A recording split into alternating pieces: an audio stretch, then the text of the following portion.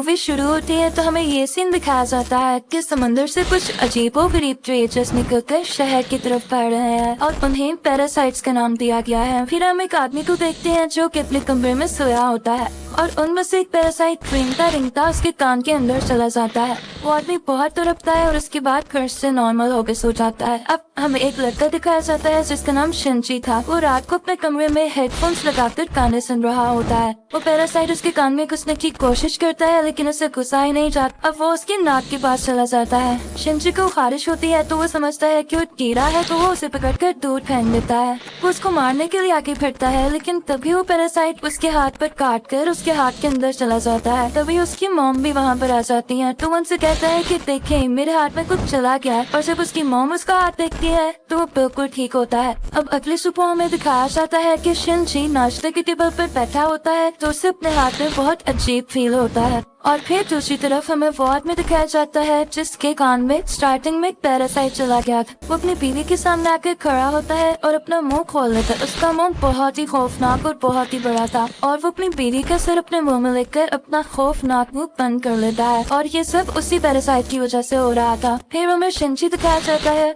जो कि स्कूल जाते हुए रास्ते में अपनी दोस्त से मिलता है। वो भी उसमें काफी अजीब हरकतें नोट करती है और जब वो स्कूल पहुँच जाता है तब भी उसके साथ बहुत कुछ अजीब हो रहा था, जैसे उसके राइट हैंड में काफी पावर आ गई हो। वो खड़ा रहता है और अपना हाथ काटने की कोशिश करता है लेकिन उसका हाथ मूव करने लगता है और उसे रोकता है। और फिर हम देखते हैं कि उसका हाथ एक क्रिएचर में बदल गया है और वो शिनची से बातें भी कर रहा। फिर हम देखते हैं कि वो शिनची की बुक्स भी पढ़ा करता था और उसका लैपटॉप भी यूज किया करता था क्योंकि वो इंसानों के रहने के तरीके जानना चाहता था। जब इसने शिनची की बॉडी में घुसने की कोशिश की थी तो शिनची ने इसे आगे जाने से रोक लिया था, इसलिए अब ये सिर्फ राइट हैंड में था और उसी हाथ को कंट्रोल कर रहा था। ये अपना नाम मिकी बताता है और कहता है कि तुम मुझे कभी मत काट क्योंकि मैं तुम्हें कुछ नहीं कहूँगा, तुम मेरे होस्ट जो हो। अब हम देखते हैं कि शिनची और मिकी में दोस्ती होने लगी थी लेकिन बाकी सब लोग जिनको पैरासाइट्स ने इन्फेक्ट किया था वो पूरे शहर में बहुत तबाही मचा रहे थे और इंसानों को मारकर खा रहे थे। दूसरी तरफ मिकी शिनची को खींचकर एक रेस्टोरेंट की तरफ ले जाता है। वहाँ पर भी बहुत सारे इन्फेक्टेड लोग यानी पैरासाइट्स इंसानों का गोश्त खा रहे थे। वो शिनची को देखते हैं तो उन्हें लगता है कि ये भी इन्फेक्टेड है और उससे भी वो गोश्त देते हैं लेकिन जब उन्हें पता चलता है कि पूरी तरह से तो इन्फेक्ट नहीं हुआ बल्कि ये अभी भी इंसान है तो उसे ही मारने के लिए आगे बढ़ते हैं। लेकिन मिकी उनको आगे से मारता है और शिनची की जान बचा लेता है क्योंकि अगर शिनची मर जाता तो खुद भी मर जाता और ये उसने अपने फायदे के लिए किया था। अब न्यूज आती है कि शहर के लोग मारे जा रहे हैं और किसी को कुछ समझ नहीं आ रहा कि उन्हें मारने वाला है कौन क्योंकि पैरासाइट्स अपना ये काम बहुत होशियारी और छुप के कर रहे थे। शिनची मिकी से कहता है कि तुम अपने साथी पैरासाइट्स को क्यों नहीं कहते कि इंसानों को मत खाएं। तो मिकी उससे कहता है कि तुम भी तो सब्जियां और जानवरों के गोश्त को खाते हो तो इसी तरह हम लोगों का खाना इंसान ही है तो इसमें बुरी बात क्या है। अब मिकी को पता चल जाया करता था कि उनके आसपास कौन सा पैरासाइट। तो जब शिनची स्कूल जाता है तो वो उसे बताता है कि तुम्हारे पास एक और पैरासाइट और वो कोई और नहीं बल्कि उसकी टीचर थी। वो टीचर जब शिनची को देखती है तो उससे भी पता चल जाता है कि इन्फेक्टेड है लेकिन वो कहती है कि तुम्हें मुझसे डरने की कोई जरूरत नहीं है क्योंकि मैं इंसानों को नुकसान नहीं पहुँचाना चाहती बल्कि मैं उनके तरीके से पढ़ रही हूँ ताकि इंसानों जैसी क्वालिटीज हमेशा मुझ में रहे। वो उसे दो और पैरासाइट्स के पास लेकर जाती है, एक स्टूडेंट होता है और एक पुलिस ऑफिसर। वो बताती है कि ये पुलिस ऑफिसर मेरा हस्बैंड है और हमारा बेबी होने वाला है और वो बेबी बिल्कुल नॉर्मल इंसान होगा तो हम भी इंसानों की तरह ही रहना चाहते हैं। हम किसी को नुकसान नहीं पहुँचाएंगे, किसी को सरेआम नहीं मारेंगे लेकिन छुप के गोश्त खाना चाहते हैं। तो क्या तुम हमारा ग्रुप ज्वाइन करोगे? लेकिन मिकी इस बात को नहीं मान। अब अगले दिन वही पुलिस ऑफिसर उन लोगों के पास आता है तो मिकी शिनची को बताता है कि हमें मारने आया है क्योंकि इसे पता चल चुका है कि उस दिन रेस्टोरेंट में हमने एक पैरासाइट को मारा था और इसी के साथ वो पुलिस ऑफिसर इन पर अटैक कर देता है। अब मिकी और शिनची भी बहुत लड़ते हैं और इसको फाइनली मार देते हैं।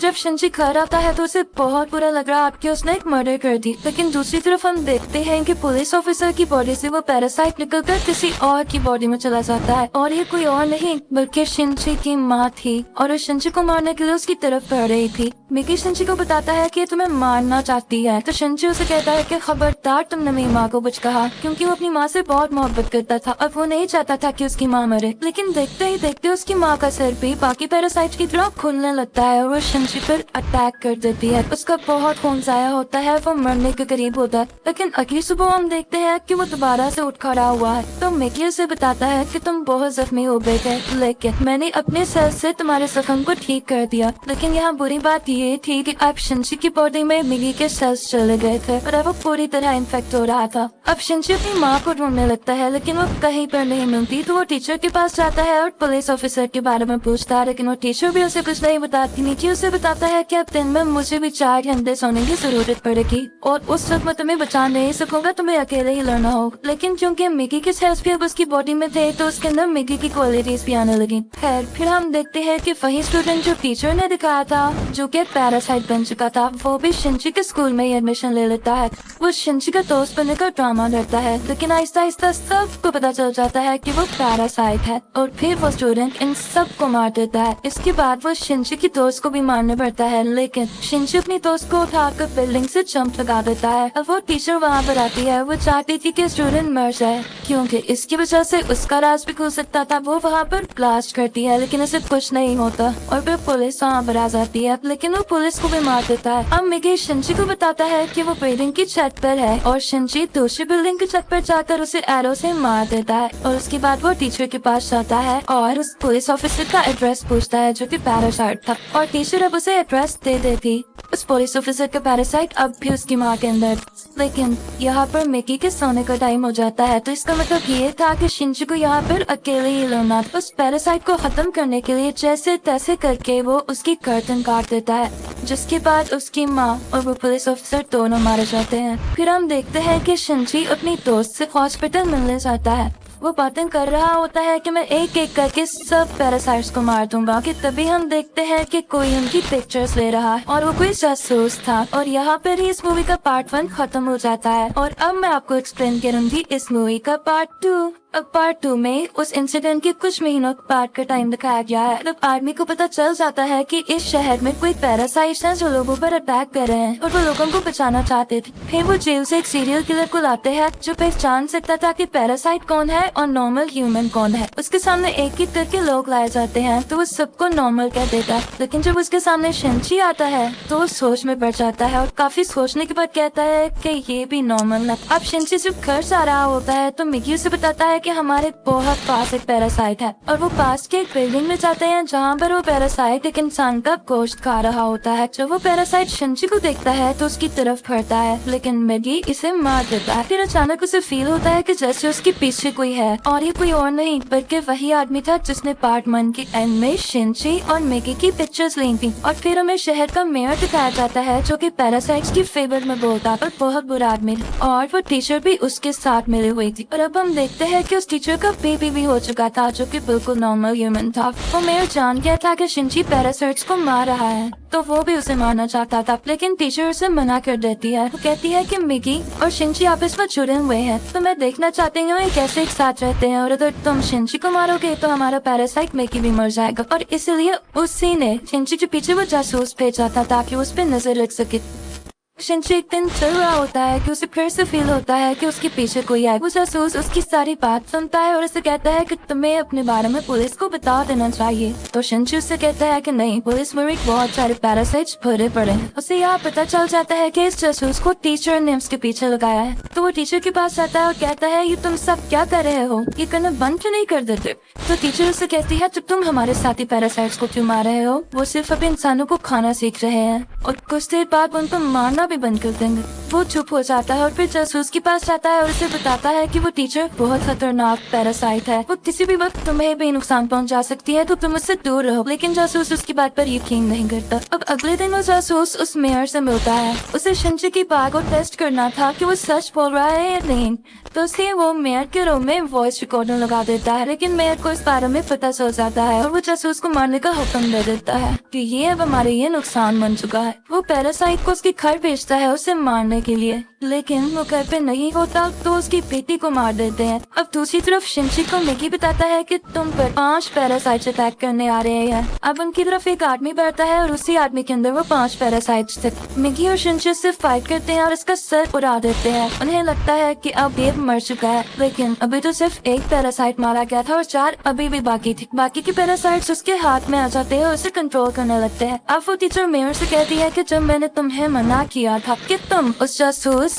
या शिनची को मारने के लिए पैरासाइट नहीं भिजवाओगे तो तुमने ऐसा क्यों किया। अब मेयर यहाँ पर नोट करता है कि उस टीचर के दिल में माँ बनने के बाद इंसानों वाले इमोशंस वापस आ रहे थे, तो इससे बात बिल्कुल अच्छी नहीं लगी। अब उस टीचर को मारने के लिए 3 पैरासाइट्स भेजता है, लेकिन चूंकि वो भी पैरासाइट थी तो उसको पता चल जाता है कि कोई इसे मारने आ रहा है और वो उनको पार्टी में बुलाती है और उन तीनों से अकेले ही मुकाबला करके उन्हें मार देती है। लेकिन जब वो घर आती है तो वो देखती है कि उसका बच्चा वहाँ पर नहीं है और उसे एक नोट मिलता है जिस पर लिखा होता है कि तुम्हारा बच्चा मेरे पास है और ब्रिज पर मुझसे मिलने आओ। इनफैक्ट वो नोट उस जासूस का था। वो अपनी मरी हुई बेटी का बदला लेना चाहता था टीचर की इस बेबी को मारकर। वो टीचर घबराते हुए शिनची को भी अपने साथ वहाँ लेकर जाती है, तो शिनची उस जासूस को बताता है कि तुम्हें इसे मारकर कुछ नहीं मिलेगा क्योंकि बेबी एक नॉर्मल इंसान है। इसी दौरान आर्मी भी वहाँ पर आ जाती है और उन्हें पता चल जाता है कि मेयर ने अपनी बिल्डिंग के अंदर बहुत सारे पैरासाइट छुपाए हुए हैं। अब वो बिल्डिंग से एक एक करके लोगों को निकाल रहे थे और उनमें से जो पैरासाइट था वो उसको शूट करते जा रहे थे।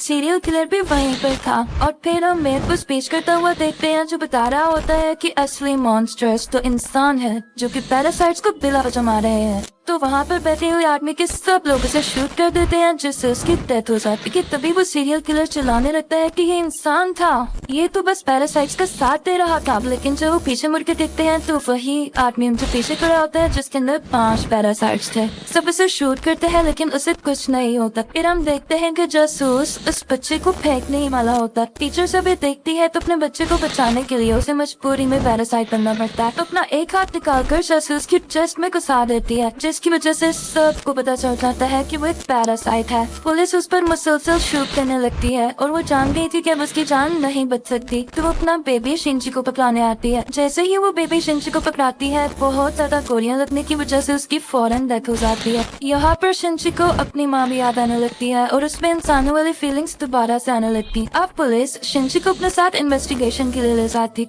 लेकिन साथ ही उन्हें खबर मिलती है कि उस पैरासाइट ने जिसके अंदर 5 पैरासाइट थे आदमी को मार दिया है। तो शिनची फौरन से कार लेके वहाँ पे जाता है और वही पैरासाइट उसकी कार को रोककर उसका एक्सीडेंट कर देता है। अब वो जंगल में चला जाता है और मैगी से कहता है कि जब तक तुम मेरे साथ हो उसको पता चल जाएगा कि हम कहाँ हैं, तो तुम मुझसे अलग हो जाओ प्लीज। इसी के साथ वो पैरासाइट फौरन वहाँ आ जाता है और उन पर अटैक करने लगता है। अब क्योंकि शिनची और मैगी की काफी दोस्ती हो चुकी थी तो मैगी अपनी कुर्बानी दे देता है, यानी अपनी जान सेक्रीफाइस कर देता है, उसकी बॉडी से अलग हो जाता है और शिनची को वहाँ से भाग जाने का कहता है और मैगी को वो पैरासाइट मार देता है, जिस पर शिनची काफी उदास हो जाता है और फिर अपनी दोस्त के घर की तरफ जाता है। वो उसका बहुत ख्याल रखती है। वो लेटा होता है कि एकदम देखता है कि उसके बाजू में मैगी का एक और हिस्सा ग्रो कर रहा है, और ऐसा इसलिए हुआ क्योंकि जब मैगी ने अपने बॉडी सेल्स से उसकी बॉडी को ठीक किया था तो मैगी के सेल्स भी तो उसकी बॉडी में आ गए थे, इसलिए वो चाहता तो दोबारा ग्रो कर सकता था। शिनची को फील हो गया था कि अब ये दोबारा आ रहा है तो उस पैरासाइट को दोबारा से पता चल जाएगा कि मैं कहाँ हूँ, तो अपनी दोस्त की जान बचाने के लिए उसको बाय कहकर वहाँ से चला जाता है। लेकिन जैसे वो बाहर जाता है तो वो पैरासाइट उसे पकड़ लेता है,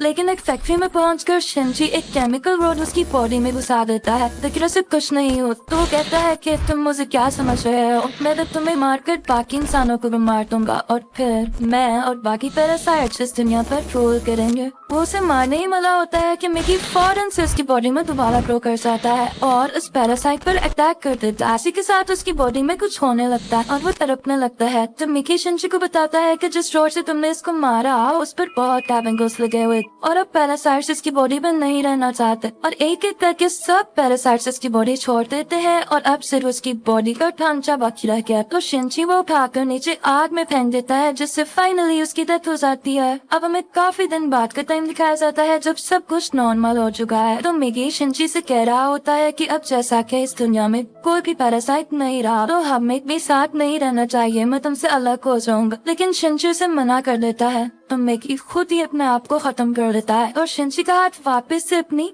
फॉर्म में आ जाता है, जिस पर वो काफी उदास हो जाता है और मैगी को मिस करने लगता है। अब हम देखते हैं कि काफी टाइम गुजर गया है और शिंजी और उसकी दोस्त अच्छी जिंदगी गुजार रहे थे और वो उस टीचर की बेबी से भी मिलने जाया करते थे कि अचानक हम देखते हैं कि वो सीरियल किलर वापस आ गया था और वो शिंजी की दोस्त को किडनैप कर लेता है। वो उसके कान में कहता है कि असली मॉन्स्टर इंसान है, लेकिन शिंजी की दोस्त उसे कहती है कि असली मॉन्स्टर तो तुम हो, तुम लोगों को मारते हो। और इस बात पर वो सीरियल किलर उसको बिल्डिंग से नीचे धक्का दे देता है, लेकिन शिंजी फौरन से जाता है और अपना हाथ लंबा करके उसे बचा लेता है और यहाँ पर उसे फील होता है कि उसकी मदद यहाँ पर मैगी ने की है। और यहाँ पर मूवी फाइनली खत्म हो जाती है, यानी पार्ट 2 भी। Thank you for watching.